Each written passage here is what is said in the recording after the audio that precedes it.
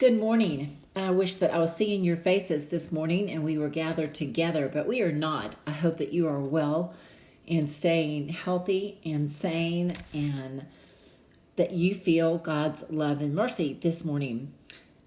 I can't sing. Y'all who know me, every Sunday we gather together and I really kind of don't sing very much, but I love it and I love the gift that God has given so many other people. So I want you guys to imagine that we are all together and that we are going to sing Surely the Presence of the Lord. And I'm just going to repeat or share a few of the lyrics this morning. Surely the presence of the Lord is in this place. I can feel God's mighty power and God's grace. I can hear the brush of angels' wings. I see glory on each face. Surely the presence of the Lord is in this place.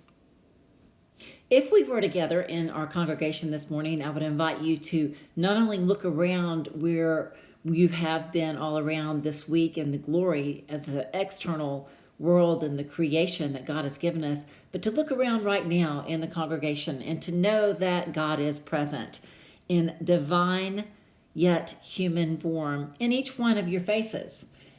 In this scripture from Exodus, we're back to Exodus. Last week was the debacle of the golden calf. How quickly those people had forgotten the commandments that God had given them because they needed someone to remind them that God was with them. Presence is Presence, not presents like gifts, but presence is really an important thing, isn't it? They needed it and we need it also. Walter Brueggemann is one of my favorite Old Testament scholars, and he claims that what's going on in the scripture is that the Israelites are really experiencing a crisis of presence. They really wanted to know that they were God's people and that God would continue to be with them as they continued their journey into the land that they were promised that would flow with milk and honey. They were us, we are they, them. We tend to forget that God is a God who continues to provide for all of us. Anne Lamott has a book about basically 3 words being essential prayers, and those words are help, thanks, and wow. And I don't know about you, but I do a lot of help recently. I do a lot of praying for a lot of people, and mostly it is help.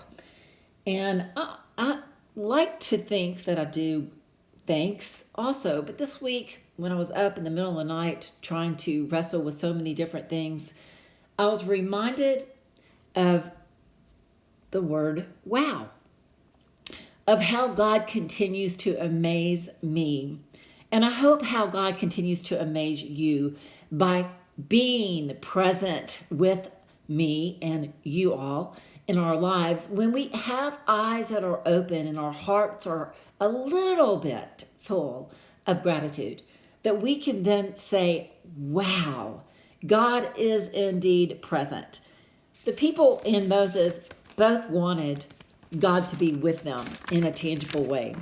And yet God is never with us in the way that we expect. And the paradox of the paradox of all that is that God is with us, just not in the way that we expect. And maybe that's a good thing. God protected Moses when Moses begged God to show Moses God's face. And God said, no, I'm going to negotiate with you about what I will do, and I will send an angel with you and the people to go out into the wilderness, and my presence will go with you. I will give you rest, is what God says. Moses has begged God to show me your ways so I'll know you are with me. And Moses gets an answer, and it's still not enough. He wants to know that he has found favor in the way that it's recognizable to Moses. And God says, I will make all my goodness pass before you. I will be gracious and I will show mercy to those I choose. Meaning, hey, buddy, I love you, but you're not God, and I'm going to know and set my limits. But I am going to be present with you. So stand on that rock, and I will cover you with my hand.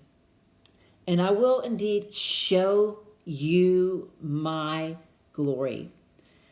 I wonder how many times we have missed seeing God's glory because we are still stuck in that petition, that posture of help or discouragement or despair or depression. And I'm not saying that in a critical manner. I'm saying that more in a curious manner. Are we willing to change our face, to recognize, to open our spirit up, to recognize God providing God's glory and goodness and mercy and grace in ways that aren't necessarily like we expect? Just like Moses wanted it in a way that he wanted it. We want things in the way we want it, but that isn't how God works, my friends. So I invite you today to open up your spirits, your hearts, your minds, your ears, your eyes, your senses, to really know, and I mean know in a visceral way, that God is indeed present with each and every one of us. May God bless you and keep you, and may you know God is present with you always. Thanks be to God.